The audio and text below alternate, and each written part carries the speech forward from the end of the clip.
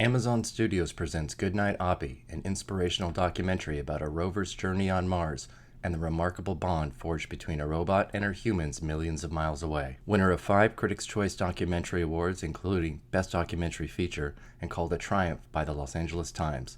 Goodnight Oppie is streaming now on Prime Video.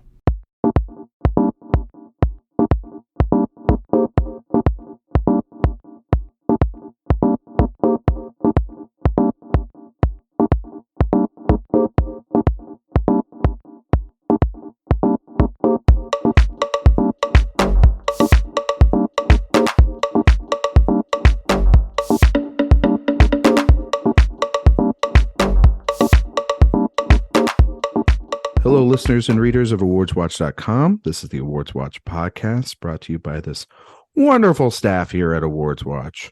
I am your executive editor, Ryan McQuade, and joining me today is Sophia Ciminello. Hi, everyone. And Dan Bayer. Good morning. And that's it. That's all you need. That's all you need. Just the three of us. Eric's sleeping. Eric told me literally he was going to be sleeping in today. Well, it is good 8 for a.m. her. Good for her. Rest those tired eyes. No, we are going to talk some of the first big precursors or awards that are handed out this year. So we're going to have some fresh perspective about that. We got a ton of listener questions because we were off for the holiday, and we're going to talk about one movie trailer, and specifically something with cocaine and a bear in it, and we'll talk about that in a second. How was y'all's holiday? It was good. I went home to Ohio and visited my family. We watched a lot of movies. We saw The Fabelmans. My family loved Tar, which was really exciting. Yeah, it was a nice holiday. Good to be home out of the city for a little bit. And I feel like that's always a fun time to show our family what we have been watching throughout the year to see what they like and what they connect with. Yeah, and I'm sure we're going to be doing that throughout the rest of the year. We actually have a question about that later. We can we'll answer that later. But Dan, how was your holiday? Yeah, my holiday was great. My mom actually just moved to Cape Cod in Massachusetts, and we all gathered together there for the first time, which was really exciting and ended up working pretty great. And like Sophia, it was really fun to show them some movies and see how they reacted to them. I just had a small gathering. There was only about 8 or 9 of us, as opposed to usually the 20 people that are in my house. So it was a nice change of pace.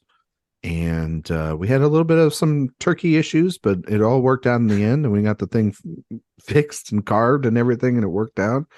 And yeah, just trying to keep my head above water with all these movies and things that have been coming out and rewatches. And we're obviously, just to tease everybody, we're going to be starting to do a lot of the year-end stuff very soon once everybody sees everything, and we'll start talking about our favorite films of the year and performances, and we'll give out awards and stuff here for ourselves here at Awards Watch. But it's been a good time to be off, and I was glad that everybody was able to go and be with their families. But we're here to talk about a new addition to the family, and that is a movie trailer, and that is for Cocaine Bear. Woo! Can't wait. I think this movie looks absolutely insane. And I can't even believe it's actually being made, to be honest. It's one of those things that, when Funny or Die does something and you think, oh, it's just a parody of something. No, this is an actual thing. And they gave money to somebody to make this. So, Sophia, what did you think of the trailer for Cocaine Bear? I'm very excited for this movie. It's coming out in February, and I feel like that is sort of the perfect time for a movie like this for me, because we're always sort of deep in Oscar conversations and everything feels very heightened and serious. And I love having a silly movie that is just about something completely outrageous to distract myself. But also, I remember hearing about this story a while back on a true crime podcast, hearing about this bear and him having this duffel bag full of cocaine, someone using the bear to smuggle all of that coke. And it really is one of those stories that is just too outrageous to be true, but also truth is always stranger than fiction. Yeah, but I'm excited for this and just to see how outrageous it really is. I mean, from the trailer alone, it looked like the most insane, campy, bloody thing I've seen in quite some time. Obviously, it's directed by everyone's. I think it's I love Elizabeth Banks, but I don't understand what she got drawn into this film for. I don't know if it was like because she had something else and it didn't work out or whatever. But I'm fascinated to see her as a director kind of tackle this. But it has an all-star cast. But like Dan, you watched the trailer. Did you think it gave too much away, like usual trailers, or you think that we're in for some more fun beyond just this? What we saw in the trailer. I mean, it is definitely very possible that it gave away all the good bits, but I honestly feel like there's more there.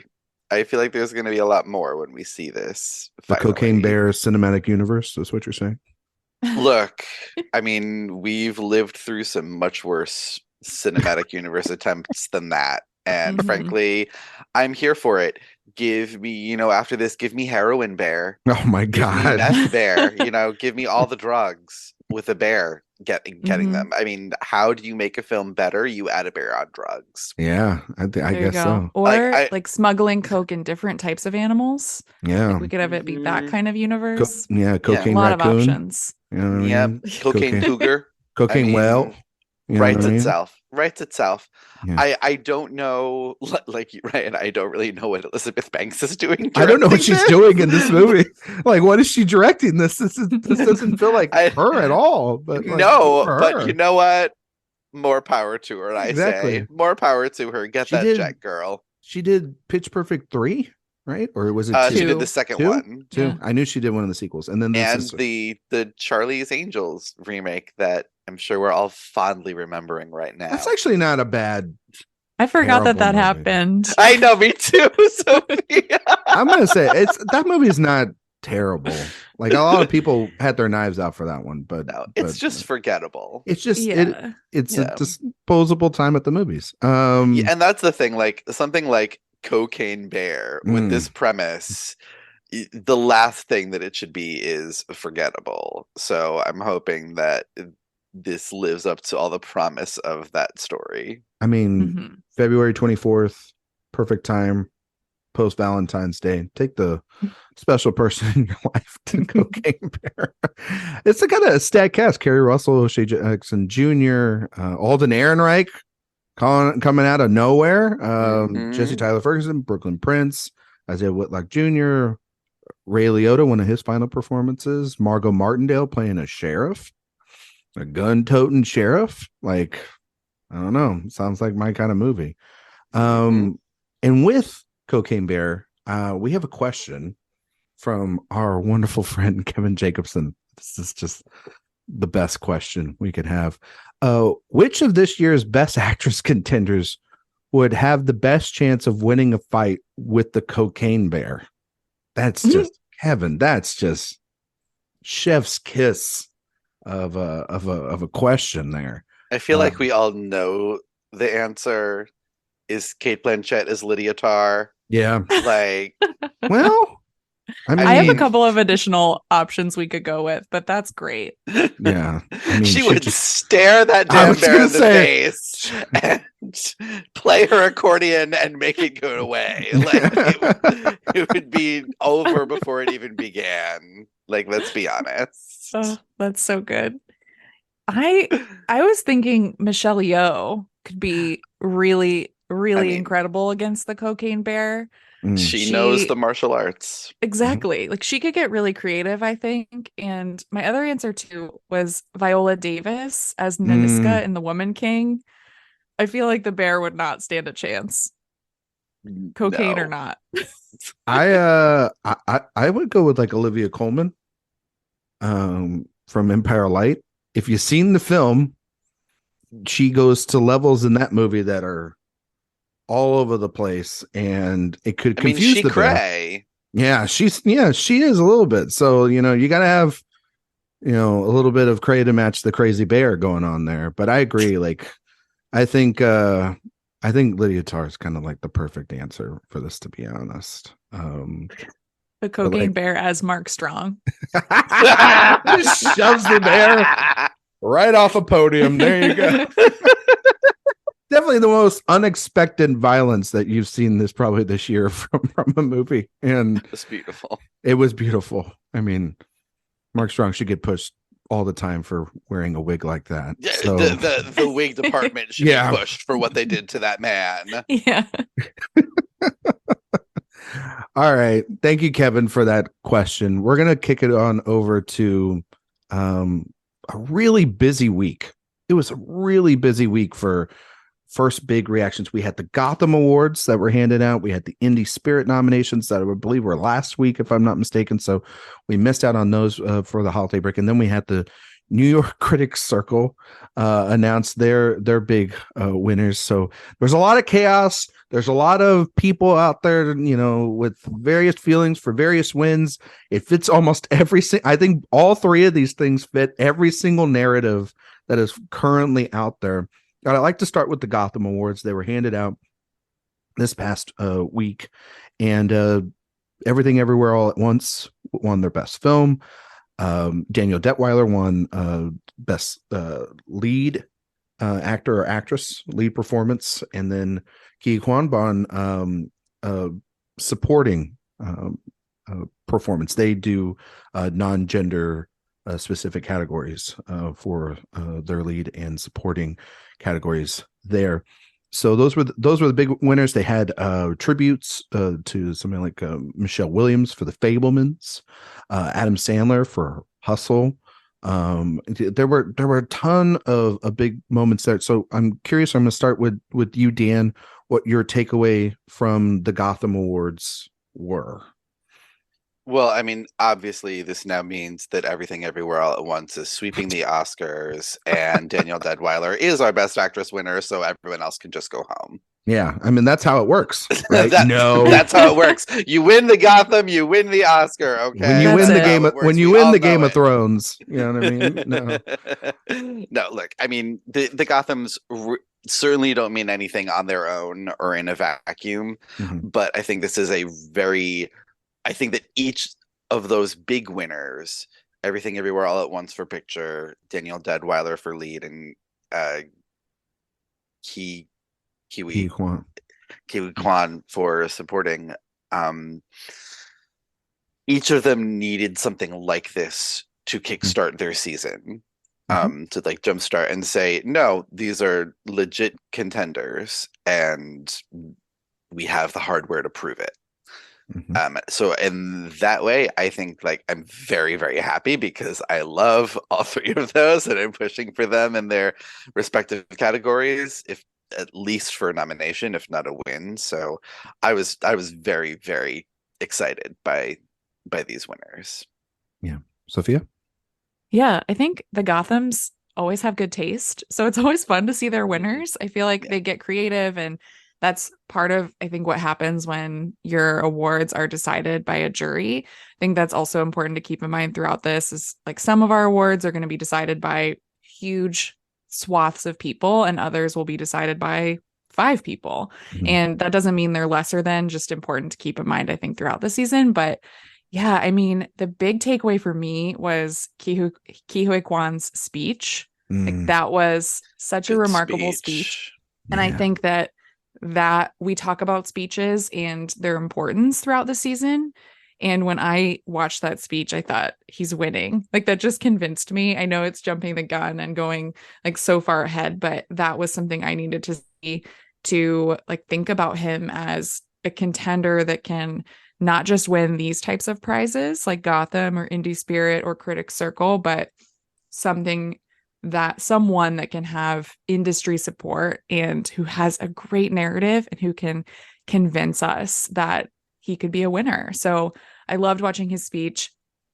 I think Danielle Detweiler's win, I completely agree with you, Dan. Like, she needed something like this, especially for a small movie. She's not well known to sort of solidify her as a real contender, especially going against heavyweights in this category, people who have won before, people who have been nominated before. And I think that the other thing to keep in mind for me was that Michelle Williams, while she didn't win lead performer, she gave a speech and she's very good at giving speeches. Yes. So I feel like she is someone who also got a boost in Best Actress just by being at the Gothams and having a tribute, having a win in a non-competitive category. With Everything Everywhere All at Once, even if people will say, oh, it's expected, or like, oh, we were maybe thinking that this would happen at a critic ceremony or somewhere like the Gothams, it's still a big deal. And I think proves that it has the juice to continue in the race. I'm far more confident, I think, in the movie in acting categories or in other categories right now with the industry than I am still for a picture win. I'm going to be hesitant about that for a little while until I see how it goes with the industry. But I think overall, it's a great group of winners that we got at the Gothams.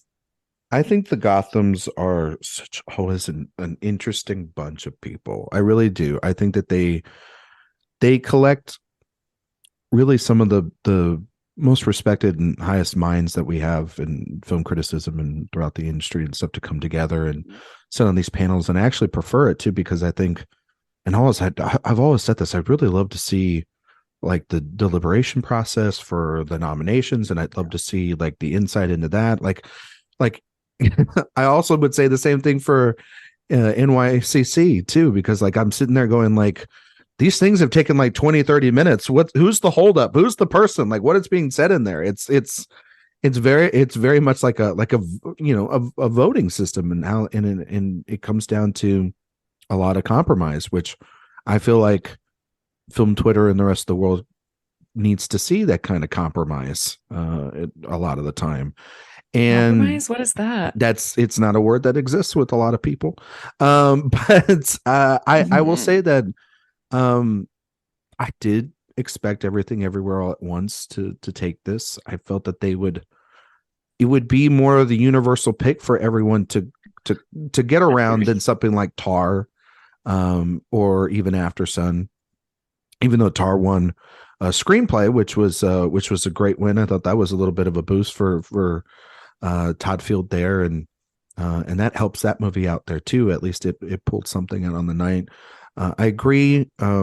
Like Daniel Detweiler winning, that actually at the Gotham surprised me, because I thought that they would, usually they go for something real small or they go for something out of the box. And I think because United Artists right now, Women Talking's their big player, and they're really going to start pushing that very, very soon, because the wide release is coming shortly.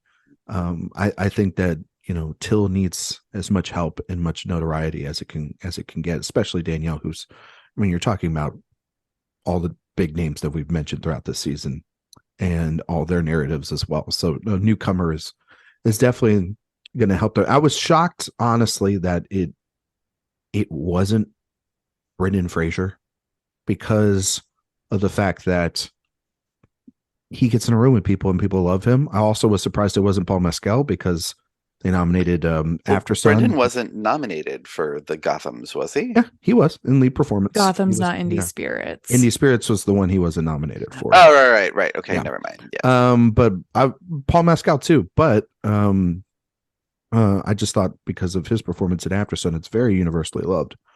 And the film was nominated in picture, and the one breakthrough director for Charlotte Wells, which is something that she's going to win religiously, I think, throughout the season. Pretty much everywhere. I think if she didn't win the DGA at this point and didn't win it at other places, it would be upsets, I think, because it's the debut, I think, of the year.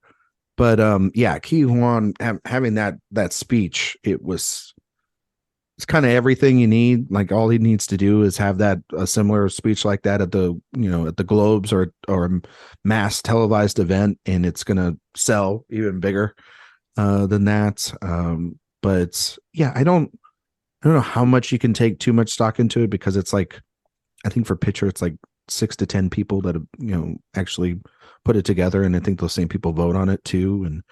And some of the winners, if you know who is on the voting boards for some of these, then how those winners were then selected based off of personal taste, and so it's an interesting process, though.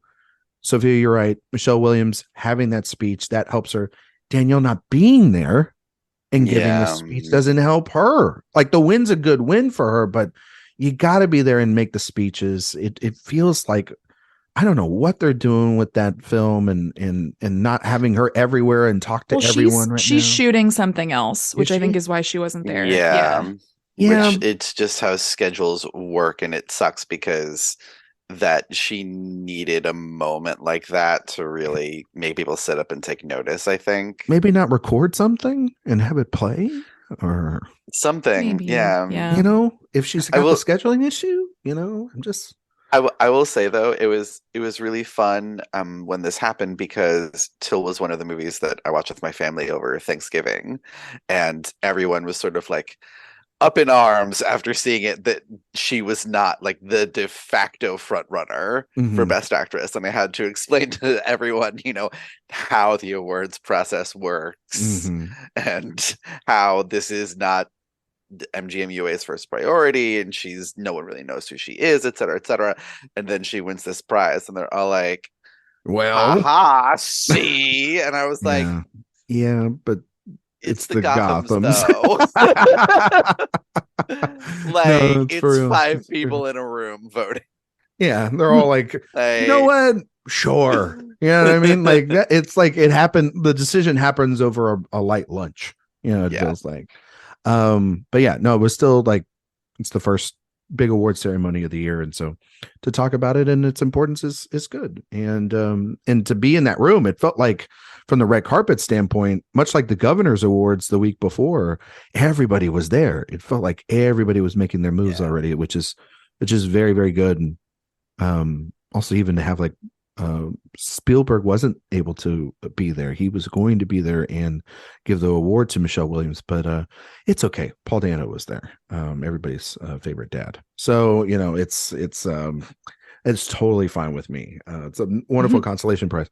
But let's talk about indie spirits, because I think indie spirits I wouldn't say they're not as, I think they're more important than the Gothams, but they're not as important as I think they kind of used to be. They're in a weird place, because I think like their nominations are very, very telling, but then when their wins start happening, it's the Film Twitter Awards at that point. Like it's a popularity contest, because it's pay to play. You can pay to play, but I think the nominations say a lot more about where the committees there and the voting body is leaning.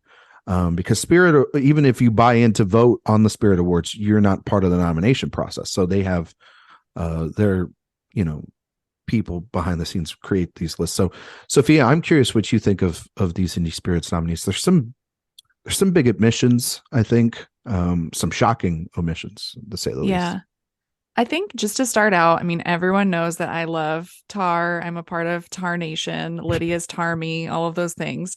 So I was excited to see that movie do really well with this group and get into categories like cinematography and editing, where I think it's work that's really well deserved and that I was excited for.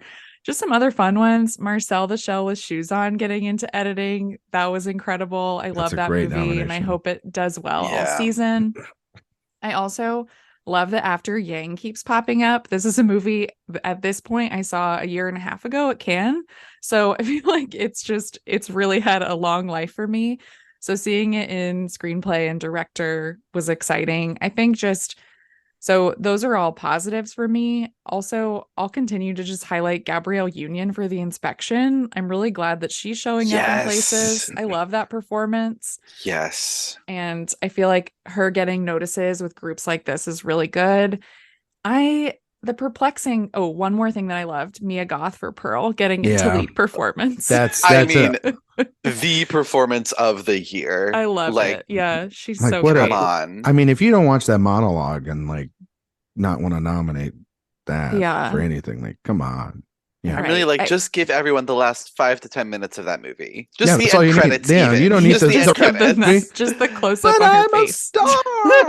You know, God, what a performance. So good.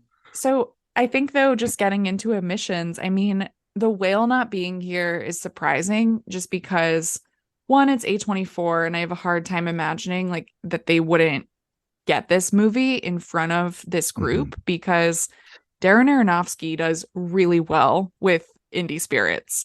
He's been recognized and nominated for many of his films, including Best First Feature for Pi. So he's a person who I feel like this group would recognize. And it's just sort of weird, I think, that A24 put everything else in front of them and not the whale. I have a hard time believing that. I actually have heard that both the whale and Till did not screen for Spirit nominations. I've heard that, but then I've heard some others that say they did, but then also I know that the screeners came in late for. I know that as specifically for me, my screener for the whale came in this week, like post the nominations, and Till came in either during the process or shortly after the voting was cut off. So yeah, I mean, Till was also in theaters, like people had the opportunity to see it, but that is a movie that sort of needs the extra like you got to push it. So I just sort of think it's weird because also like even for Brendan Fraser, like it's weird that he's not here, regardless of whether or not this group got screeners. Like it's weird to me that he's you feel missing. like it would be like the one where they're just like, yeah, we haven't seen it, so let's just nominate him because. But I also just I feel like I can believe that some people didn't see the whale, but like why wouldn't A24 put this in front of people? Yeah, it's very weird. Yeah, I that was I think the big shocker of the morning is to not see him on this list. I think obviously Tar way overperformed here and did really well alongside Everything Everywhere All at Once, which played really, really well. Bones and All surprising in Best Feature. Not really surprising because they love Luca, but the fact that it and with them, which is great for that movie. Tar, I mean, not Tar, Women Talking got the Altman Award, so it didn't get any of his performances. That's the rule. So, but like deserved. Like I cannot. And there were lots of ensembles that I loved this year, but I can't think of another one that's more deserving. I think that's like award. the ensemble of the year. Yeah, like it's also a true ensemble. Yeah, I feel like exactly. Sometimes people think an ensemble award is like a cast award, but this group operates as a true ensemble in the film. Yeah, I mean, because it's one of those that everyone you talk to, everybody's got a different favorite performance from it. And it's just a great way to honor all of those performances, not just like Claire Foy or Jessie Buckley or Ben Whishaw, which will most likely get more industry push and everything down the road. But then, of course, Sarah Polley getting in director and the film getting into Best Feature, that is really well for itself, and United Artists and screenplay too.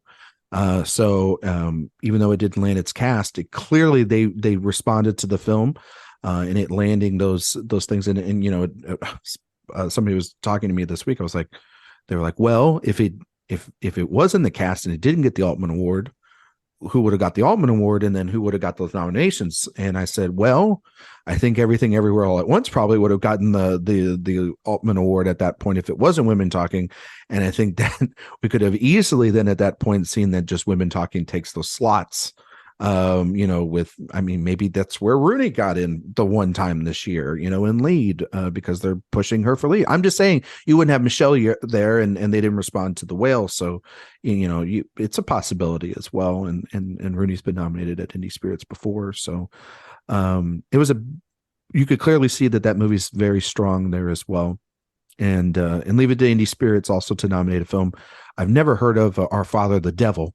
There's always one. There always is one. I sit there and I go, I don't know what that is. And but kudos to them, because that shows that it's not just about like all the shiny objects of this year in front of them, that they do like to go out there. I mean, like last year, I think was a perfect example of like they do their own thing when it comes to these nominations. And so Dan, what did you think of these overall? Read the tea leaves of these Indie Spirit nominations. I don't know if I can read the tea leaves of what this means necessarily, but I can tell you that this made me very, very, very happy. A lot of the things that Sophia mentioned, obviously I was over the moon that Mark Rylance got nominated for supporting performance for Bones and All. Sully's your friend. I've never done it with Sully. That is like one of my favorite performances of the year. I'm so excited. The dual nominations for Aubrey Plaza and Theo Rossi for Emily the Criminal, very unexpected and very deserved. Like really this lead performance category is just like chef's kiss perfect. I absolutely love it. I mean, yes, very weird that Brendan Fraser is not here, but ultimately, given the quality of this lineup, I don't care. The only one that I haven't seen is Andrea Riseborough's To Leslie. She's really good in it. But like, when is Andrea Riseborough not amazing? Yeah, she's like, great she's great in the film. I'm not a big fan of it overall, but it's a really good performance. I like if this is the only nomination that Dale Dickey gets for a love song the whole season, like I love that performance. She deserves the world. I love that movie so much, and I love her so much in it. God, I really, really loved that Pearl also got a nomination for Best Cinematography. I think that cinematography is gorgeous. The Technicolor look of it is fantastic. I was really, really happy to see Fire Island get a Best for Screenplay nomination. Like, yes, we love to see it. I was also really happy that and it feels very strange to say this, but I was very happy that Lena Dunham got a screenplay nomination for Me Catherine too. Valverde.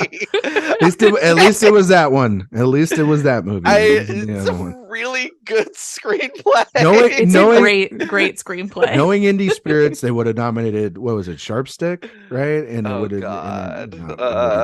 No, but I do think that Lena Dunham getting in at the Gothams and Indie Spirits for that script, like it is such a strong adaptation. It really is. Like, so I'm happy. I don't think they just nominate her for anything. She has a lot of baggage.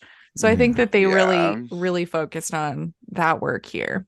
Yeah, no, for sure. Yeah. I thought Regina Hall getting in for Hunk of Jesus Save Your Soul. That is a movie carried by two performances. I was a little bummed that Sterling K. Brown didn't get in there, but she's really good in that movie. She's so good in that movie. My God. I echo you on Dale Dickey. Also Jeremy Pope, his performance in The Inspection, and an A24 film that they did get out there for everyone to see. And so it was good to see that nomination in there for that movie. I also really like the lineup for Best International Film. Yeah. Joyland, Leonor Will Never Die, Return to Seoul, Saint Omer. This is a very strong year for international film, and this is a great lineup. I love that Leonor Will Never Die is there. I feel like that one is going to be sort of struggling to get these nominations over the more serious, heavy quotes movies, and I think it's a lot of fun. But I was just most happy to see Saint Omer make this lineup because that movie, wow. Yeah, I've heard I love that movie. I've heard a lot of great things about Return to Seoul as well. Same. A lot of people have been seeing it recently, so I'm really curious about that. I was a little surprised that the Banshees of Inisherin did not make Best International Film. It could be eligible. Yeah. They've done that before. Like I remember way back when The King's Speech, I think, won that category or something, or it was nominated in there. No, but I just remember that it wasn't eligible for Indie Spirits, but it placed there, and so I was a little surprised. But I'm actually glad and okay with that, because then it allows like these actual international films to get in there, rather just like, oh, we're going to try to put an Oscar film and in there as well too. Like it's I hate that sneakiness that's by them, but that they do sometimes. But no, I mean, I think the screenplay lineup, I still need to watch Catherine Called Birdie, to be honest with you. I have the screener literally in the other room. I have a lot of delightful. I do really want to watch it. But I think the screenplays that were nominated, I think they're perfect. I wholeheartedly agree with Sophia. The After Yang Love just fills my heart and my soul, because like Kogonada, that's a movie that was buried by A24 onto Showtime, like right after Sundance, and the fact that it's carried a little bit of a momentum here, and even showed up within Colin's win over at NYCC, which we'll talk about here soon. Like, that's really good for it. Also surprised that Bodies got a director nomination. And I didn't see that. I'm not a fan of that one coming at all. I'm not a fan of the film, but I was there for the nomination, because I was like, well, that's an interesting out of the box pick. I really thought if that movie was going to do anything in indie spirits, it would have been screenplay, not director. Or Rachel Sennett. Yeah, or Rachel, which honestly makes me very sad. Yeah. That she didn't get nominated, because it was right there. Mm-hmm. That little monologue about all the work she has to do for her podcast. Fucking legendary. I love her so much. So great. Yeah, no. Yeah, I was surprised that it didn't get more love than it did, but A24 just dominated the day. That's why I think it's a little weird for us to be like, well, I missed out on this and that. And it's like, well, I mean, they also got like 7,000 things because they have so many movies this year. Yeah. And everything. Cause I mean, they're really, honestly, they're gonna walk away with a lot of these wins. Most likely if it is truly the Film Twitter Awards, it will walk away with everything in every category all at once, like literally. And so, but I think the nominations are really a great sign of things to come for it. And those will be announced on March 4th, 2023. So a week or two before the Oscars, if I'm not mistaken. So, which is usually the day before the Oscars is when the indie spirits are, but they're doing them a little bit earlier this year.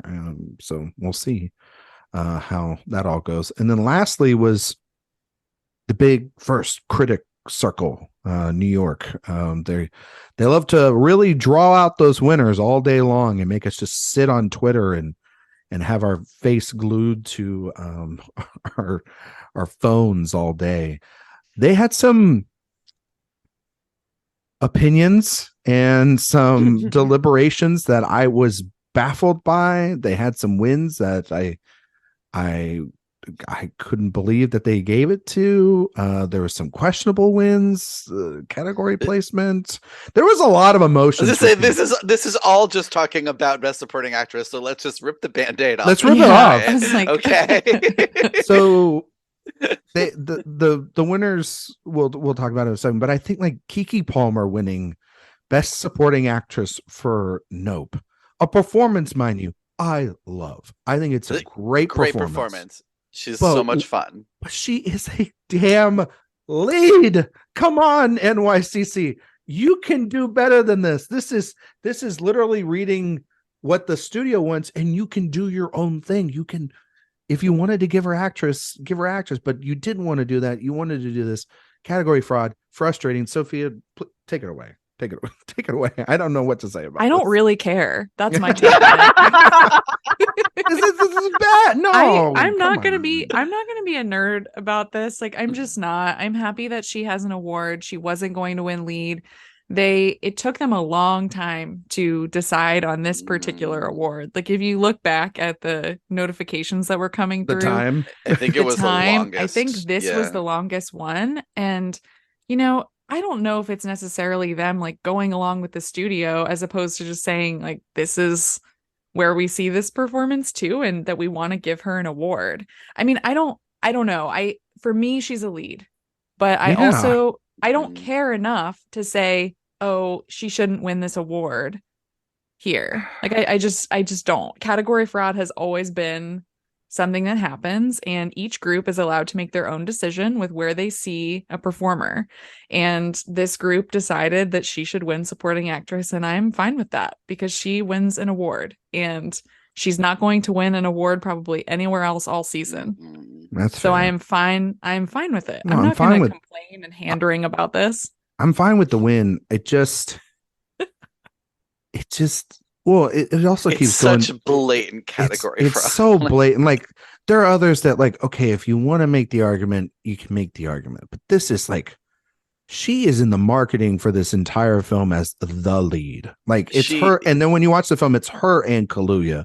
It's their Kaluuya has more of a lead than her though in the film. He has more of an arc than her. Yeah. Mostly because his character is just better written than hers is. But like, you know, it's so hard for me to not see them as co-leads.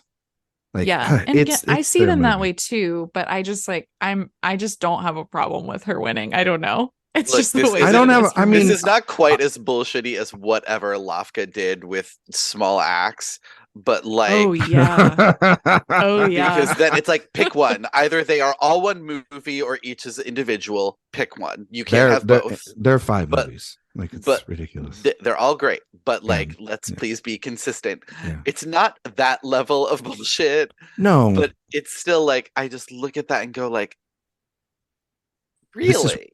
You spent this much time. You spent this much time. There must have been enough people in that room to yell enough about the fact that they wanted to give her something. But it's also like it goes to the compromising. That's why it would be fascinating. Like I said, want the vote. Release the vote total. I want to see. I want somebody record that video next year, or should have recorded it just to see this deliberation process, to see the mind of these voters and how they went down the idea of giving what most people consider a lead performance, supporting actress. So that's what I'm saying. It's like, if you spent this much time on it, that means that you were debating whether or not she was a lead or probably supporting, and you settled. I think they compromised on this, and it's a great win. I hope that she's, we've got some questions about it, and we can answer them right now, which is, essentially like, will this do anything for her? I mean, I hope, but hope is is all I have right now. Like, that movie is, they have the Fablemans, like they have She Said, like Universal is moving those movies more than they're going to move Nope. Universal and the category front this year is just like really weird. Like, why is it just them? Like, so strange. And I think like, I know like critics really liked Nope, and like Nope. Will look for places to award that, but I just think that movie, yes, like everything you said about Universal and their campaign priorities, like that's true, but it's also a genre film. Yep. And like they don't go for horror and sci-fi typically in our above the line categories. Yeah. And Keke Palmer, I mean, she's wonderful and I love her in the movie, but also if she's being campaigned and supporting, she doesn't benefit from the Globes split because supporting is one category. Yep. I do wonder about SAG. I think that could be fun. Yeah, that's where Lupita showed up for us. You know what I mean? But so that's also a lead performance. That's a lead category. And they was yeah. Mm-hmm. Yep. Nope, for sure. Other wins here that stuck out to you guys, Dan, I want you to talk about director. S. Rajamouli, best director. It made me so happy that I was literally like, what category fraud? What happened? I don't know nothing about category fraud. It literally, every bad decision they have ever made just vanished as soon as they said that. I mean, aside from the fact that like he is unquestionably deserving of this, like RRR is the most movie of any movie this year that has been released yet, and yeah, he absolutely, like, he directed the forever loving hell out of it. So I'm so glad because it's so deserved. But the thing that made me really happy is now that his work on this has been recognized by the New York Film Critics Circle, that now gives everyone permission to vote for it and say, no, this is a legitimate thing. And I'm hoping that this will sort of push a little more wind into the sails of that movie's campaign, because it is one of the best crafted films of the year, regardless of language, regardless of budget, regardless of, genre. And I really hope that this propels it forward in the Oscar race, because it deserves. And like, you can see that in the reaction that people have after they see this movie. It's insane. It's going to be a little tough for it. So anything that uphill battle, absolutely. It's a big uphill battle. It's unlike any international film that we've had kind of win out of here and being in the race with this broader, more international director pool. I don't know if it's gonna. I doubt that it'll be the one that they go for. Could be. It could be. It would need to. He would need to start like a sweep train. He'd need to be nominated everywhere. It's not. It's not unimpossible. Yeah, but also too, it might be a critic thing. Also, not having the film an international feature hurts it.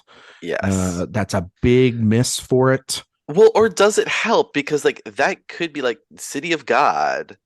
Yeah, got a lot of love on the back of it not being selected as the international submission that year. So I just this could happen. I mean, this has happened with other movies before. Almodovar, other things. It happens. So I mean, that's how Parallel Mothers got stuff last year. Yeah, but that's also Penelope Cruz. And it's Almodovar who, but there's no reason that Rajamouli isn't one of those types of directors in the making right now, given how much hype and love this movie has. I was oh, sorry, go Sophia.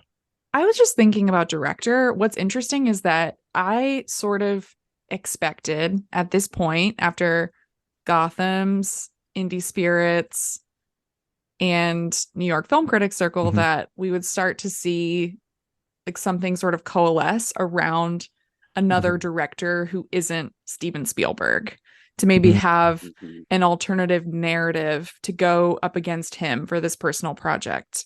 And when you have a choice like this out of New York Film Critics Circle, I think, Dan, what you said is right about it giving other groups permission to do this. And for LAFCA, like they could do something similar. I was surprised, I think, just looking at this list, that we didn't have Decision to Leave anywhere. That feels like a very New York movie.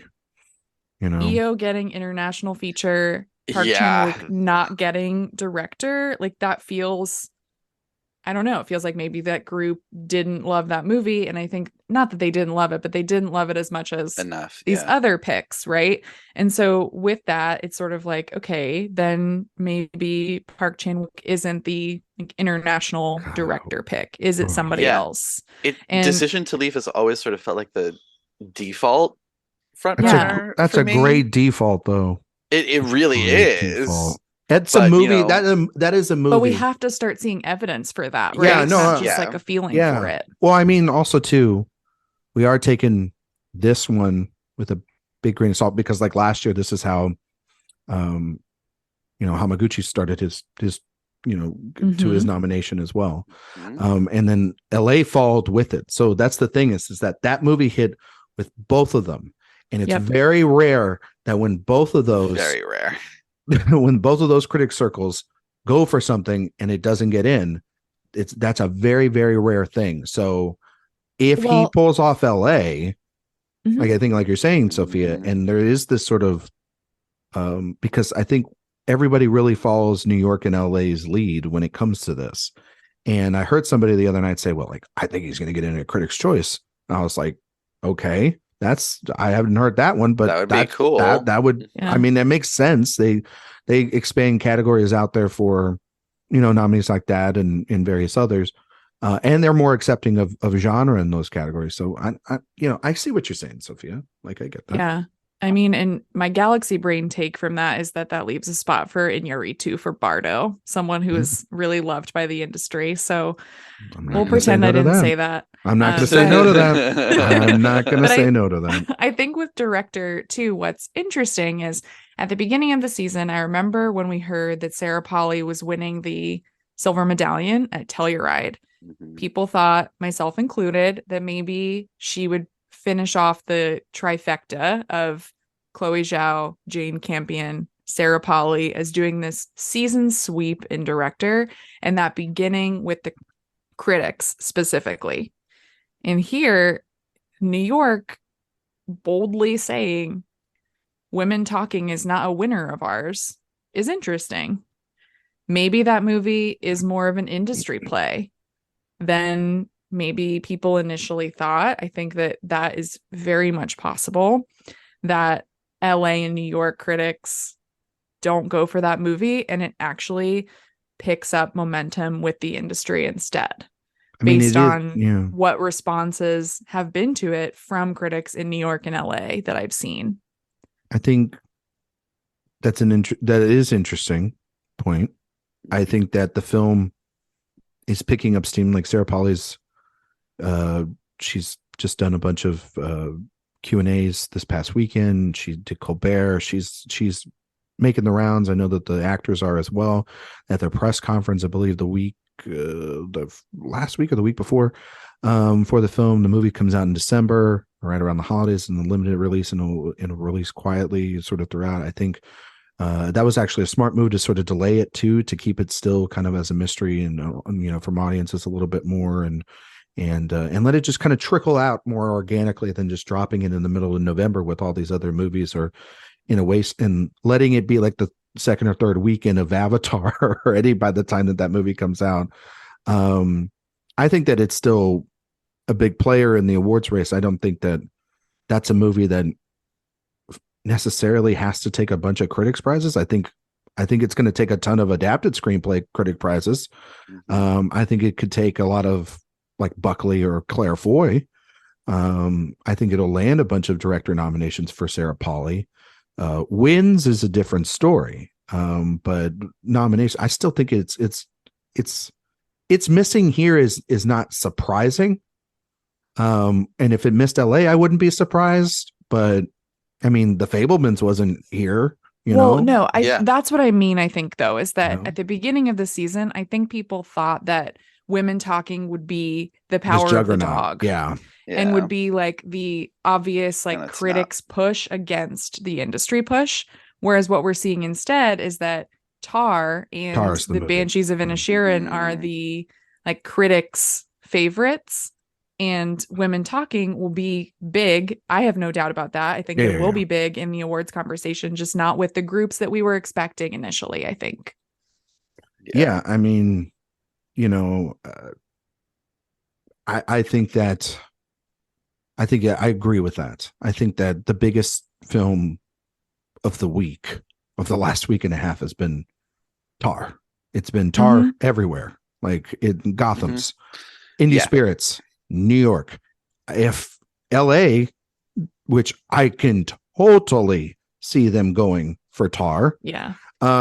If they award Tar actress or film the way that New York did, that's a good sign for that movie. A movie that, when I think we all saw the first look and trailer of Tar, or even some of us saw the film, we didn't think it would be as accessible as it would be. We thought, it's going to be really out there. It's widely one of the films that many people that I've talked to that are voters or that are at film festivals, it's the movie everyone can't stop talking about.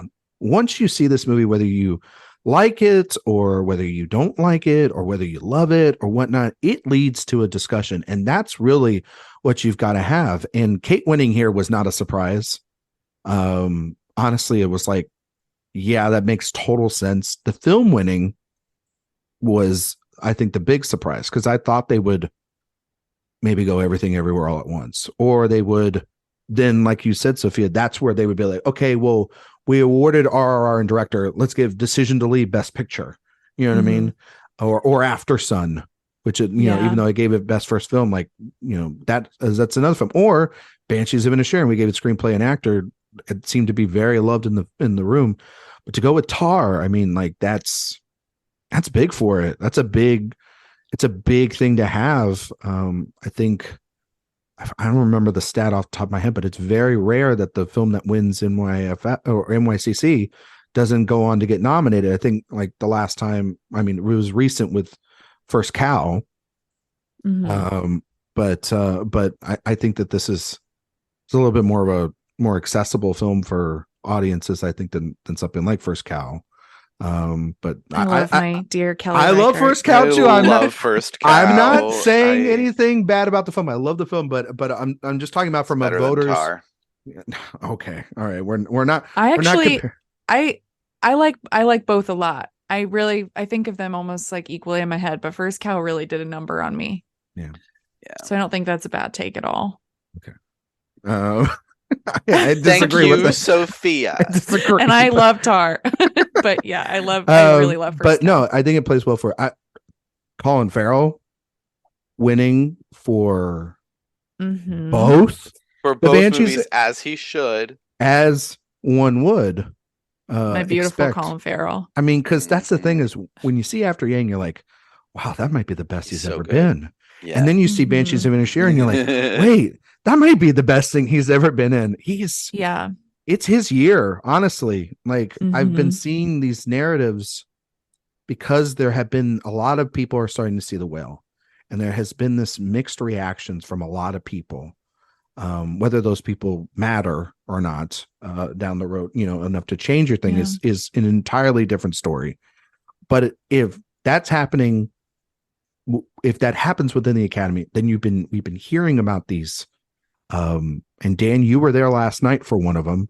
These industry screenings for Elvis, which have been crazy. People like are packing themselves in by the truckload. But they go, well, Butler's like, they do the thing that you hear a lot with young actors, right? Where they're like, well, this is their first go around. They'll be back. You know what I mean? It's not their time yet, but this is the time for their nomination or whatever. Colin Farrell sitting right there with one of the most beloved films of the year, a performance that everybody loves, in a year where he had 4 really good performances. I mean, I think the actor's a little bit more open than we thought about a couple of weeks ago. Not saying that it's still not Brendan's. I think it's Brendan's to lose, but I think it's opening more and more as we're seeing things unfold. I think especially the more he makes speeches, I think the more speeches he gets to give, the more it looks good for him, because he is incredibly endearing. And I think that warm feeling is going to keep him, even if the film itself ends up fading and being not as strong as we thought it might be. I still think that the movie as a whole is looking good to do well just beyond him, just because I feel like most of these cases where just one performance gets in that everyone sort of agrees upon as one of the performances of the year, it's usually, when that's the only nomination, it's usually because the film is more like a Tar, in that it's like kind of cold and very critically beloved, but general audiences are more resistant to it. And The Whale is very broad and really like nakedly emotional, which is something that the Academy tends to embrace more. So I think we have yet to see how, you know, the Whale is ultimately going to play. I think it's one of the more fascinating things to watch right now in terms of this race. Fraser's definitely not out yet, but I think you're right that there is closer competition and more of it than people had assumed earlier on. Yeah. Yeah.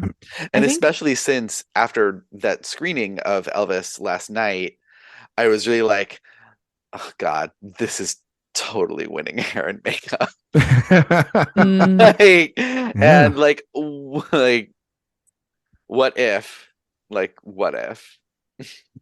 Yeah. It's for, I want to go back to actress for a second, or maybe we can go into listener questions if it makes more sense. But I think while people are saying that it's not surprising that Cate Blanchett won for Tar here at New York Film Critics Circle, I don't know. There was still a part of me that thought, like, usually this group, at least in recent years, besides Lady Gaga with House of Gucci, that was their little troll move against us. But they go for someone who the Academy wouldn't pick.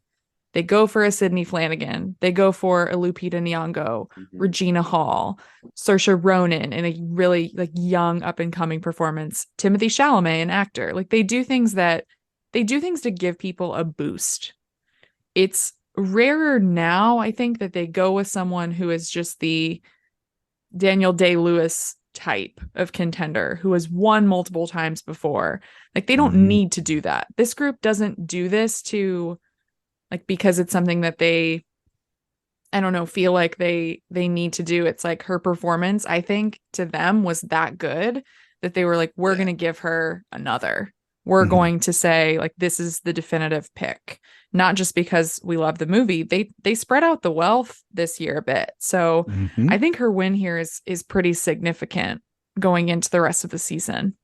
I think I say that was surprising mostly because like being in New York, you hear what these people think of these movies. So I was not surprised. Yes. That's both fair. by Cate and by Tar winning Best Feature. I'm like, yeah, that makes sense. It is a very New York pick and movie. Yes, for sure. But it's not it's not like you're saying, Sophia, that Blanchett or Farrell need these wins. They are going to have a very successful award season. But to give them these wins, it is almost like, I wouldn't say confidence, but it's the fact that they're showing that like, no, these performances, it's not just going to be an Academy thing.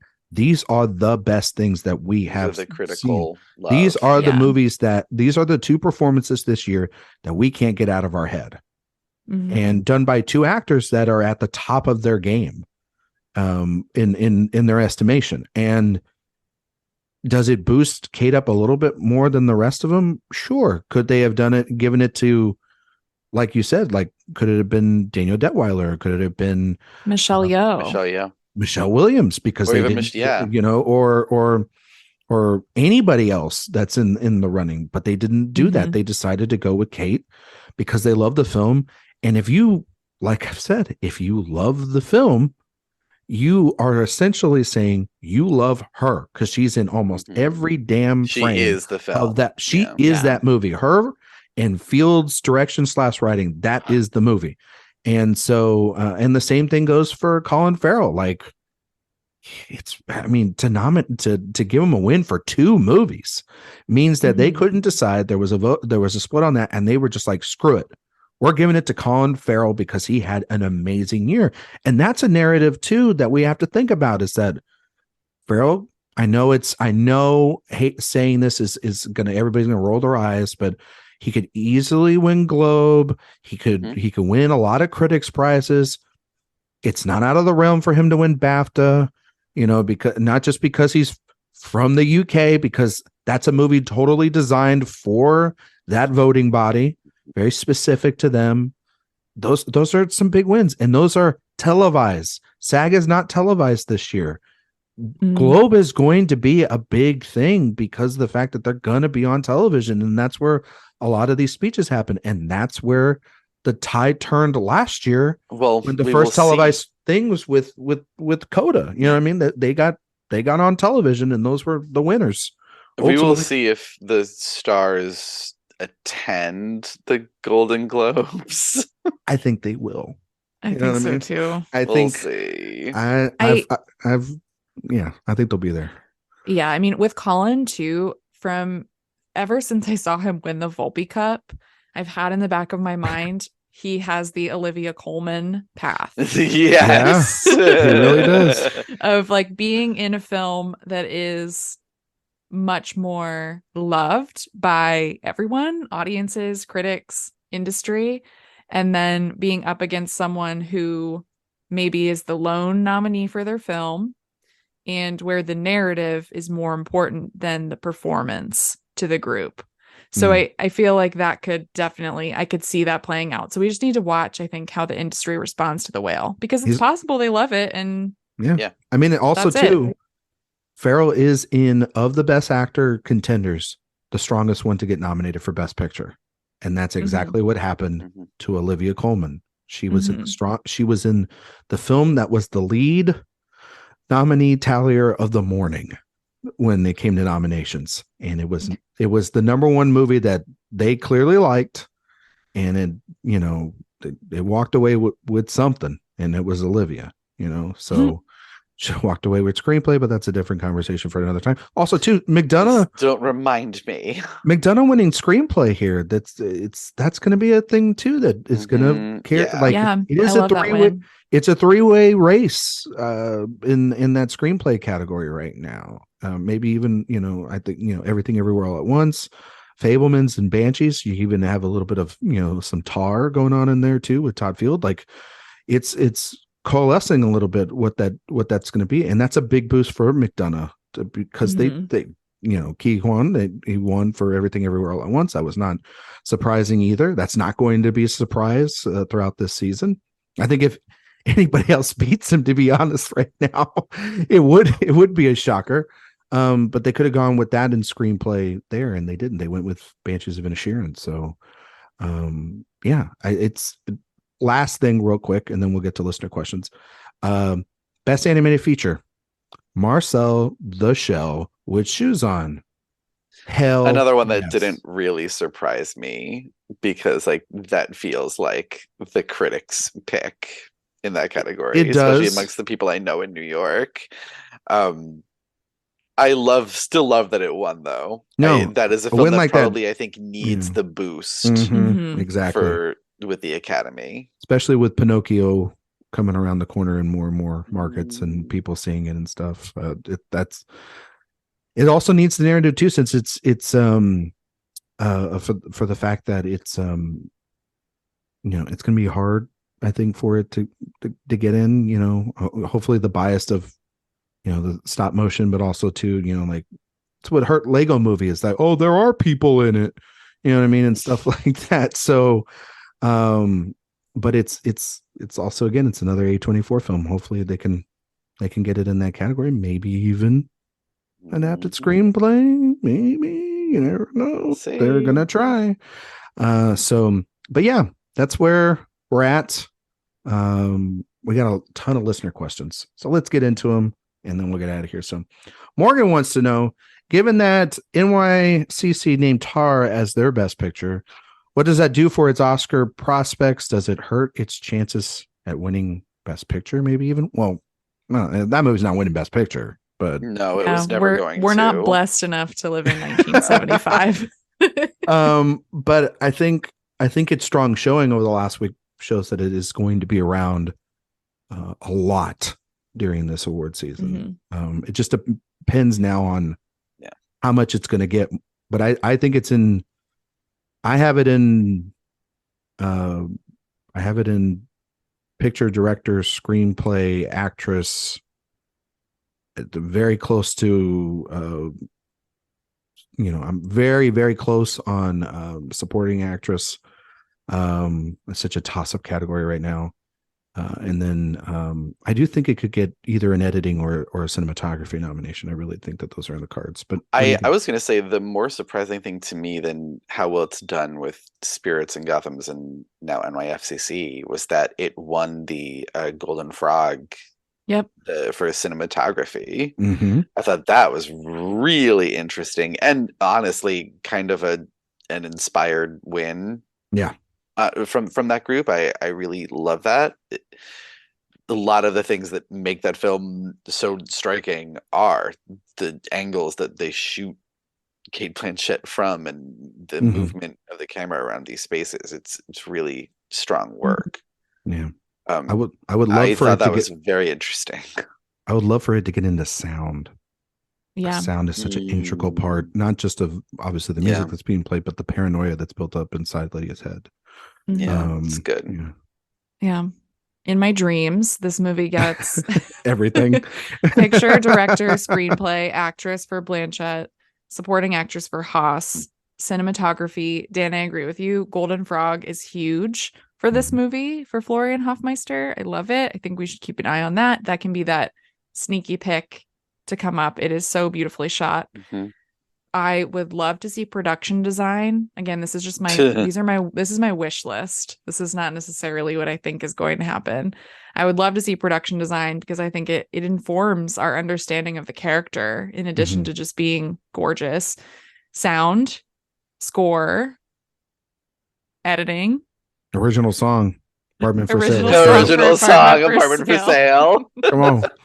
Come on. It's a weak category. That Let's go. To 11. That gets us to 11. I just want her to be on the Oscar stage with the accordion. Yeah.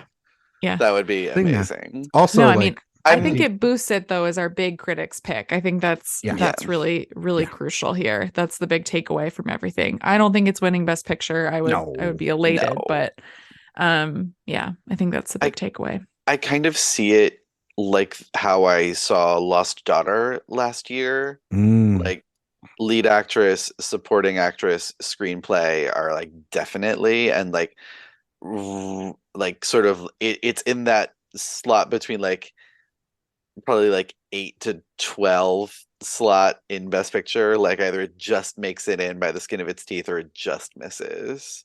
I have it like at 6. Yeah, I think that's fair. I think that if it continues to do this, if it continues to have weeks like this, it's going to be pretty hard for us to not consider it higher than that. And then it won't be a fringe one too. It also focuses big play, this year for them, as opposed to like Armageddon time. So, which is a movie that exists. It exactly exists and it's doing what it does. Morgan also wants to know, does Paul Mescal's Spirit Award boost him in a weak Best Actor category at all? And then everybody's asking, what do we think about Best Actor right now? We already talked about that, but Paul Mescal, any boosts, anything at all? Is that seems just like a critic's thing, to be honest with you? Honestly, yeah. And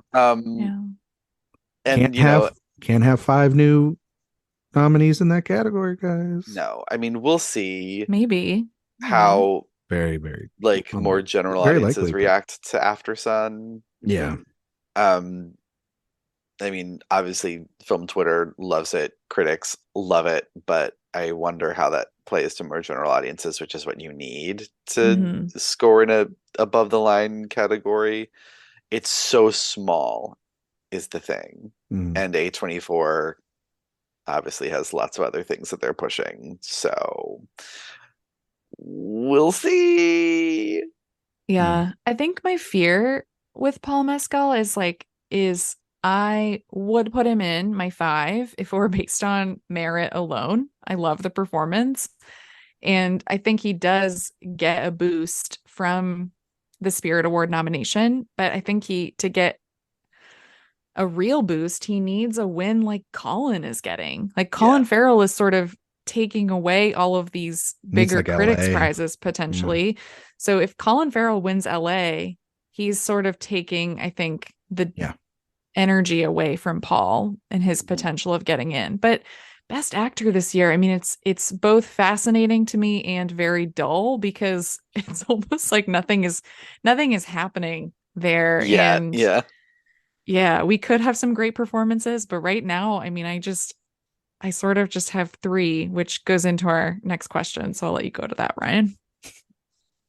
I mean, there's a couple of questions that I'm going to try to ask here, which is lights, camera, what's the action asks about Brendan Fraser Do you think his front runner status is fading? Are any of the other early favorites that are in there? Do you see that they might not go the distance?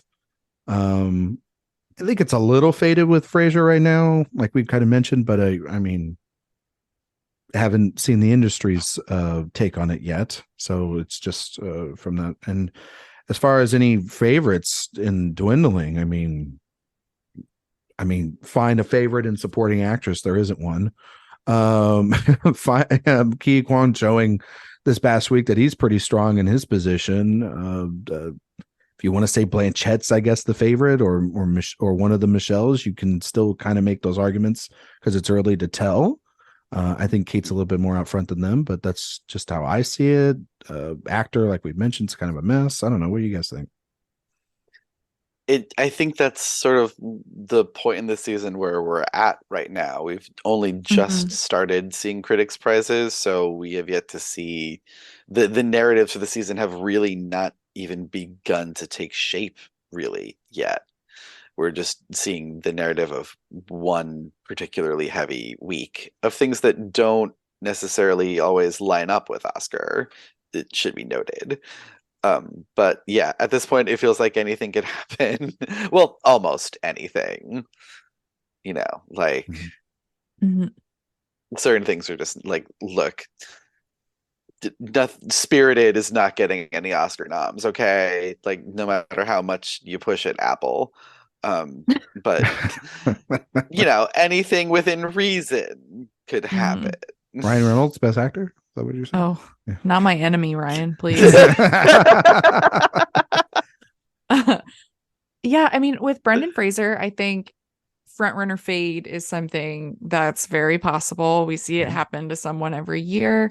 But again, like we've said, we don't know yet. But for me, in my mind, he's in third right now because I just, with Austin Butler and with that performance, I just am getting flashbacks to a performance that's far worse than that movie. Far worse with Rami Malek. Yeah. And in a movie that's also far worse. Oh, awful. Yeah. I mean, I would rather watch Elvis any day of the week than Bohemian Rhapsody. Yeah, I agree with that. But I feel like that's a performance where I see it being very friendly with SAG. And when I think about like the people who are like my mom's age, who like that is a certain sector of the Academy who love Elvis and who love Austin Butler in Elvis. And who just love Austin Butler. He is so sweet on the He's a very soft-spoken, nice guy. My God. And he's going to give a speech in that Elvis voice. Like, come on. I mean, that's very, very possible to see. So I have him out front because I did see The Whale this week, and that sort of has informed part of my, understanding of where I see everything going. But I fear with Brendan Fraser that everyone on film Twitter is just they have their blinders on a little bit with that performance, and they're not seeing the other factors that could come in. And that movie, it's so sad and so tough early that I wonder if Academy voters, if they pop the screener in, if they're making it to the end. I think that there's also something to consider, and I don't think that this is it's his fault, because I 100% support his decision, but I think that this has got to be said out there, is if we're talking about speeches and we're talking about very limited televised things, and we're talking about momentum, and we're talking about a lot of things within this race specifically that's still very open and very fluid in Best Actor, if the Golden Globes matter at all this year, Brendan Fraser will not be there. And if the Globes decide to go with Austin Butler, who will be in the same category, that is a speech that Brendan Fraser cannot give, obviously because of his relationship, and it is rightfully so. He does not have to go to that thing. But if they then choose Austin Butler there, and Austin Butler gives a speech, that is something that could carry momentum and help him out. I mean, obviously, I think it's Colin Farrell in the other category, and so he will have a speech. But the the thing about Brendan Fraser is a lot like Ki Huang. It's like their speeches are going to elevate them through the season. And it's one thing to see those speeches get streamed on YouTube or on Twitter. It's another thing to see him on television with people in the room and seeing those things there too. So I'm not saying that I want him to go to the Globes or anything. I'm just putting it in perspective. Like if Austin Butler's doing that, and then he's also hosting Saturday Night Live at Christmas and everything too, like he's out there and he's campaigning his butt off. So it's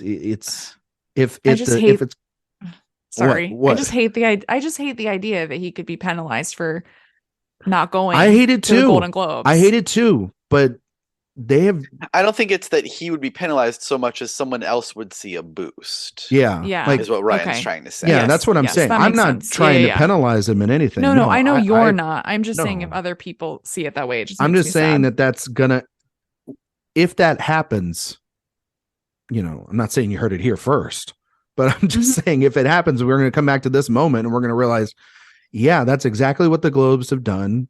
They like their people in the room. They're most like any award show does not like to not have their winner go up there and make a speech. And he's not going to give a statement at all. He's not going to give him a video or anything, as rightfully he deserves to. But that could be a place where Austin Butler has that. If you have them, like you said, Sophia, if it plays really friendly with SAG, Globe, SAG, and Elvis is very well known internationally. So, and it did really well over there. And that builds the momentum that if he wins Oscar, if he wins the Oscar, if he has BAFTA, SAG, and Globe going into the night, then yeah, Austin Butler's your winner. And also too, like, look out for the film right now in picture. It's Warner Brothers' only big thing that they're pushing.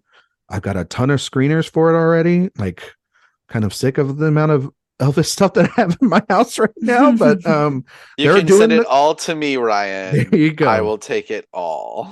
But I want to just skip over to Matt's question, which is assuming Butler, Farrell, Fraser, and Bill Nighy, okay, get into actor, and that fifth spot goes to one of the big name actors, or I would assume previous nominees.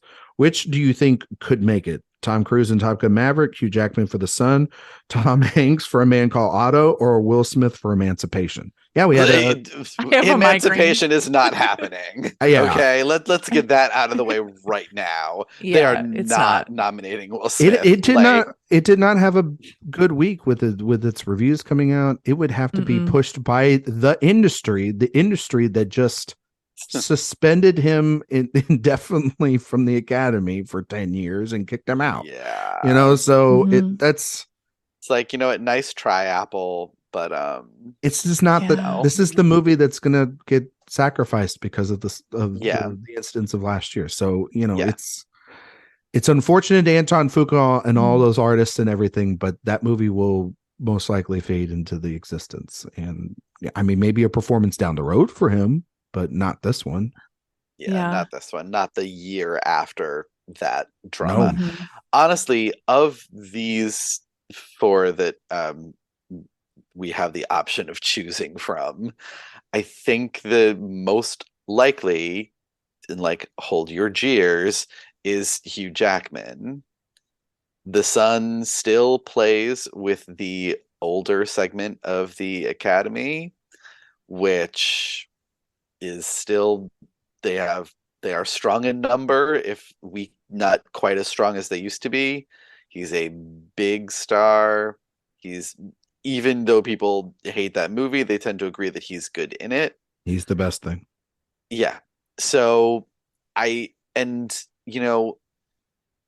have no word on how A Man Called Otto is yet. If it's good, then I could very easily see Hanks coming in, especially since, there was also Elvis this year, which, I mean, depending on how you work, could work for or against him.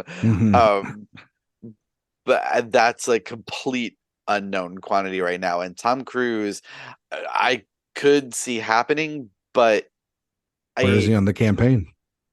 Yeah, he's weirdly not campaigning. Well, he's also And- doing like 6 Mission Impossible movies right now and trying Yeah, to go to space, but and- he's also not going to do interviews because Right. we all And, know why. like, that already happened. All that the push for that movie has basically already happened, and it's coasting on how much people love it.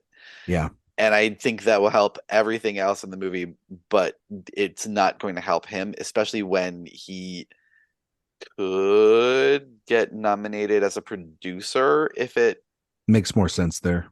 yeah, like that Mhm. makes more sense to me that he gets Yeah. it that way. Yeah. Although Yeah. like I wouldn't be surprised if he gets in because like he is the face of that movie. It's been a long time since he's Every been way. nominated.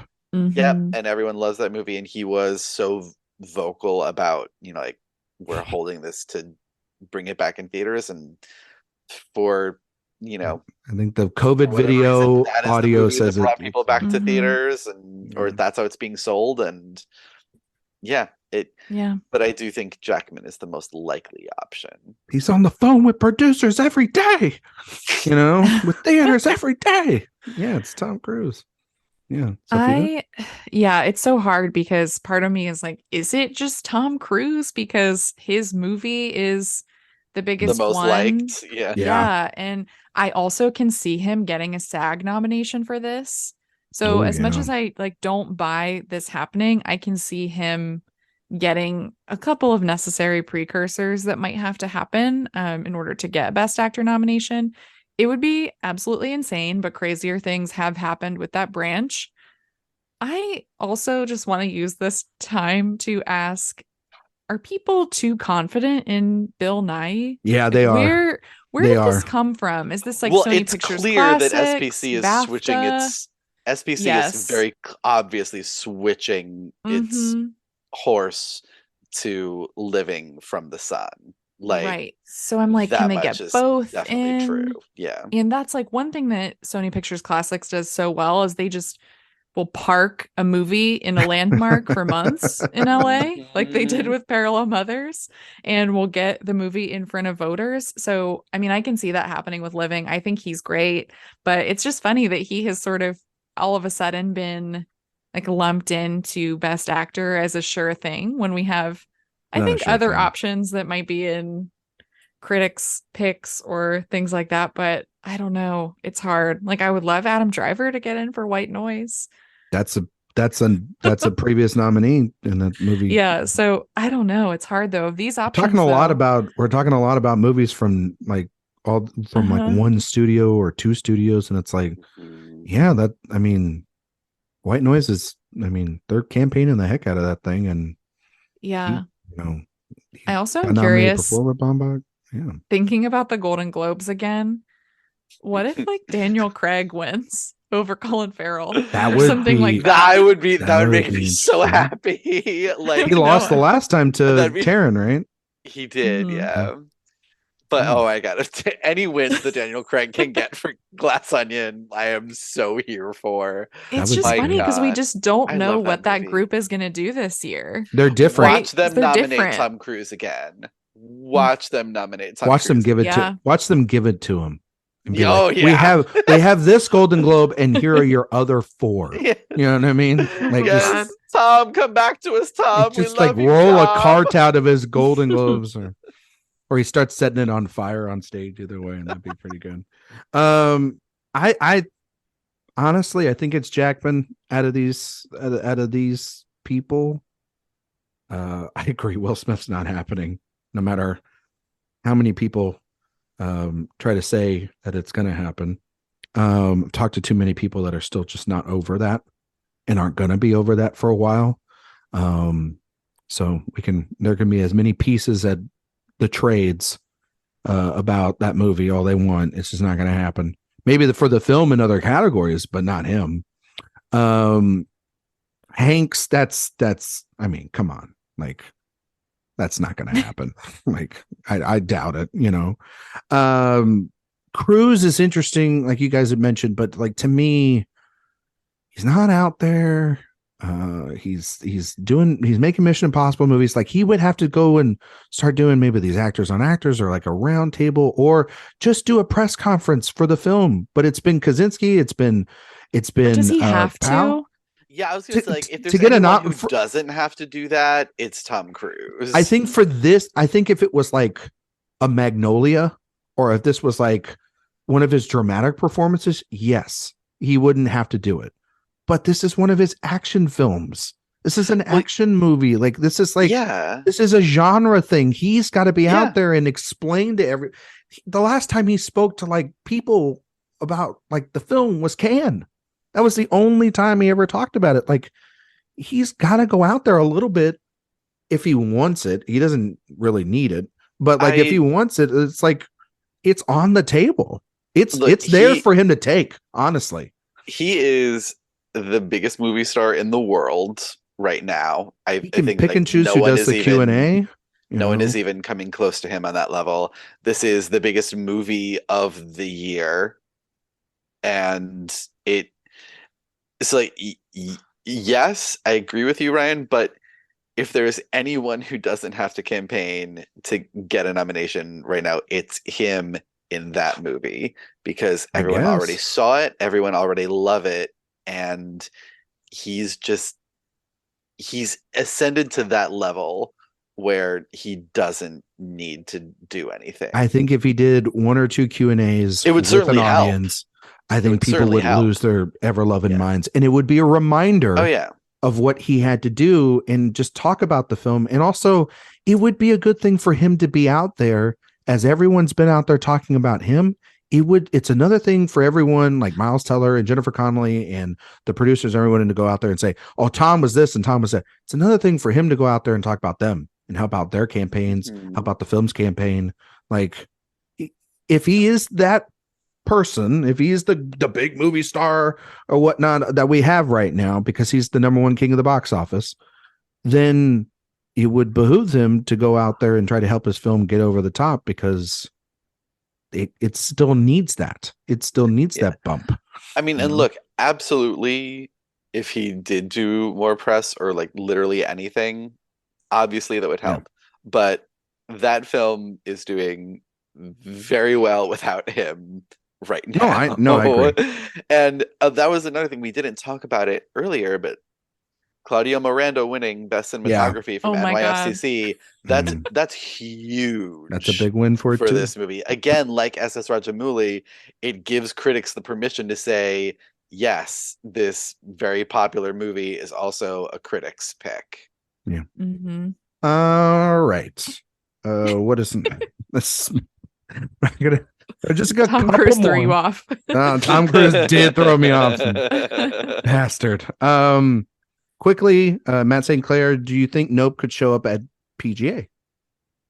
Maybe. Sure. Maybe. I would love that. Would love that. That would be great. That would be inspiring. PGA, it's so hard to know what they're so weird. Hard. Yeah. I mean, like, it could be all the blockbusters for all I know, and then none of them show up on Oscar day, because most of them never do.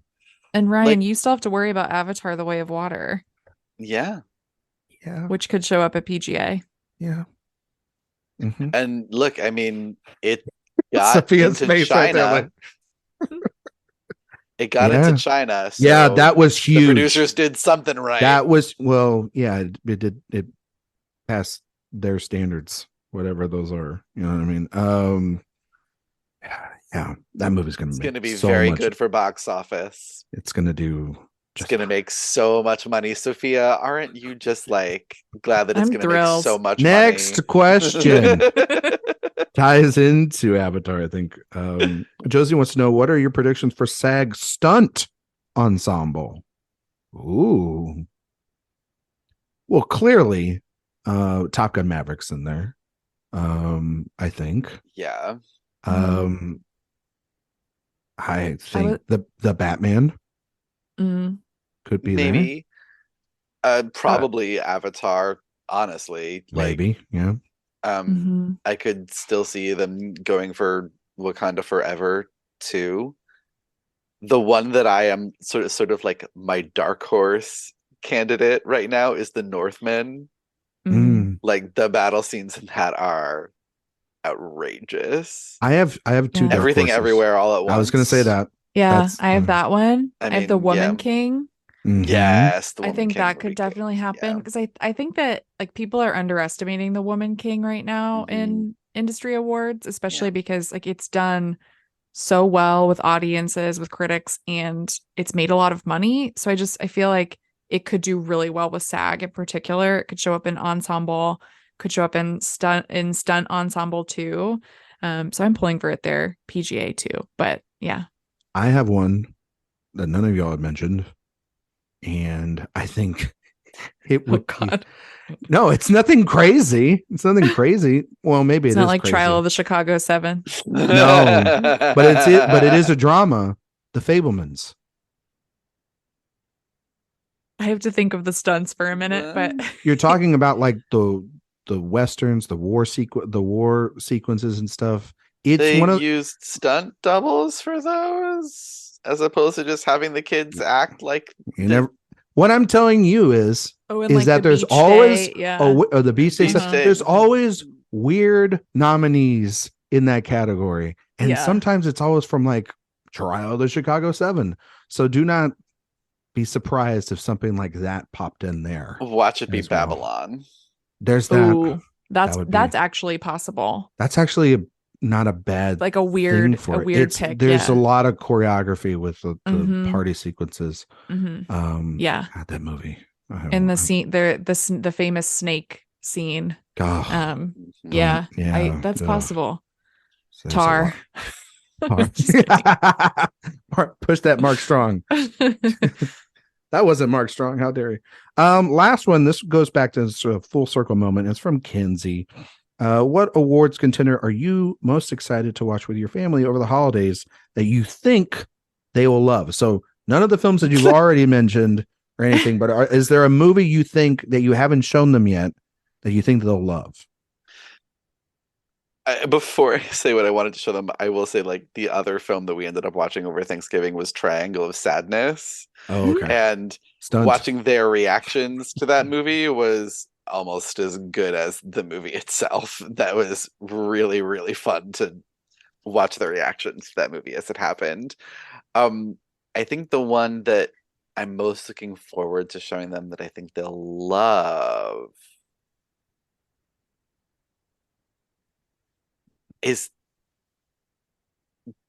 probably Everything Everywhere All at Once. Honestly, like I don't know that they're going to love it as like fully as much as I do, but I do think that they're going to really love it. And the other one is Women Talking. I think they're really going to enjoy that one too. Sophia? I am really excited to watch Bones and All with my family. Oh God. Yeah. My parents, their taste in film is interesting, and like they both really love horror too, and loved Call Me by Your Name. So I feel like this could be like a really good one to watch combo with them. Yeah. And another one too, my mom just read the book and loved the book, White Noise. I'm just excited to see what they think of that one.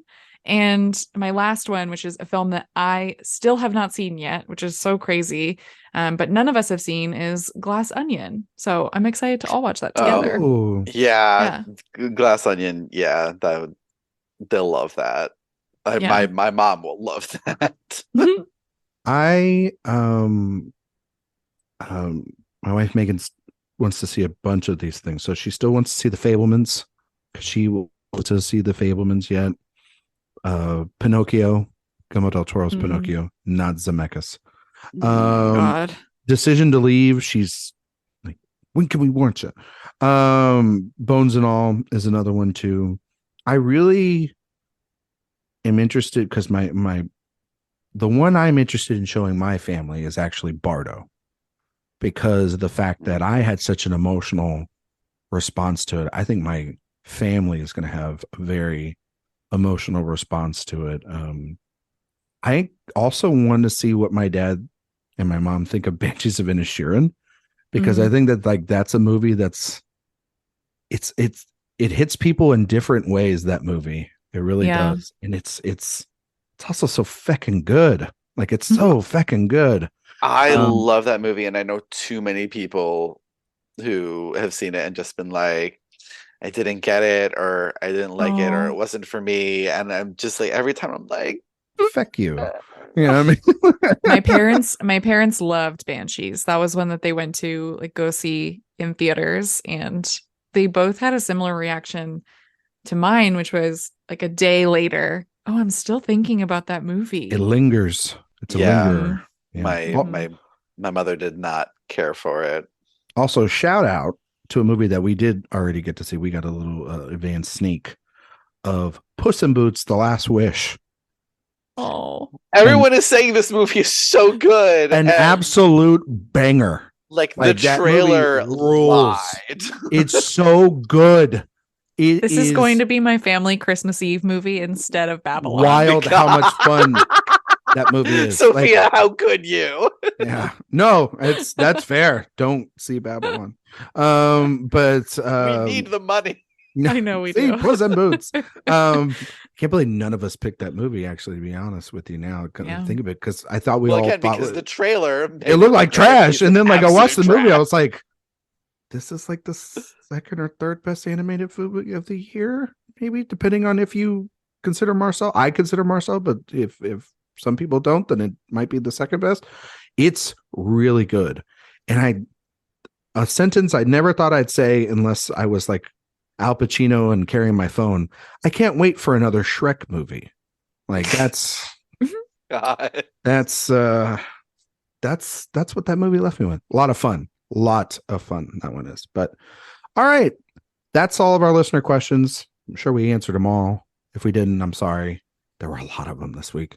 That's it for the show. Sophia Ciminello, where can we find you and your work on the internet? Yes, you can find me on Twitter at Sophia_Sim, same letterboxd handle.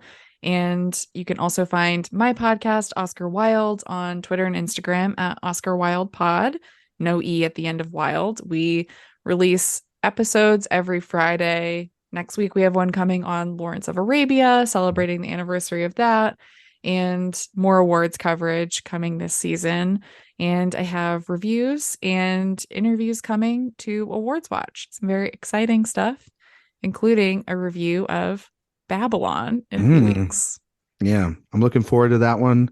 And when she said the E at the end of Wild, that was directed at me. I didn't mean to text that. He had auto-corrected to that, and I apologize. Okay. Dan Bayer, where can we find you on the internet? Sure. As long as Twitter is still around, you can find me there at Dancin' Dan on Film. Any day, Dan, it's going. Any day. You can also find me on Letterboxd, Post News, and Hive at Dancin' Dan. And you can find some more fun things from me throughout the season at AwardsWatch and also at Next Best Picture. You can find me here doing all the stuff that I do here at awardswatch.com. If you want to, you can go check out my interview this week with Alejandro Gonzalez Iñárritu for Bardo. Also, if you have seen Glass Onion, you can check out my interview over at awardswatch.com with writer-director Ryan Johnson, who everybody loves. And my other stuff is at In Session Film, The Playlist, and Film Speak. You can find me on Twitter for now at Ryan McQuade 77. Same goes for Instagram and Letterbox. Got some fun stuff coming up over the next couple of weeks from not just myself, but everybody here and everybody else on the show as well. We've got a lot of end of the year stuff. And then before you know it, it'll be Sundance, which will be wild. Next week's show, I think we're going to maybe talk about various things that are going on in the race that occur, but then also too might talk some favorite stuff of the year so far. Might do some favorite holiday movies. Who knows? We're gonna have a plethora of things to talk about, because in 2 weeks we're going to talk about Jim Cameron coming back with Avatar. So we gotta prepare for that. But until then, thank you all so much for listening, and we'll see you all next time.